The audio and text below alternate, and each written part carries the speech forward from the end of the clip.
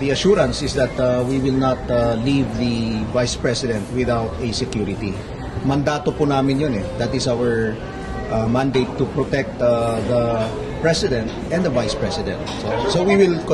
Gusto ko lang i-clarify that the reason why we are doing this is because we received a subpoena from the Philippine National Police. At iimbestigahan yung mga members ng BPSPG.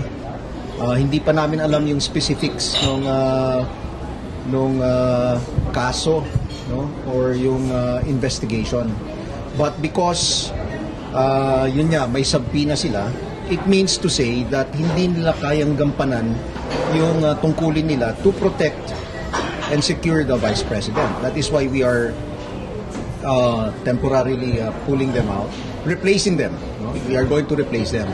So hindi po maiiwan ang Vice Presidente na walang security.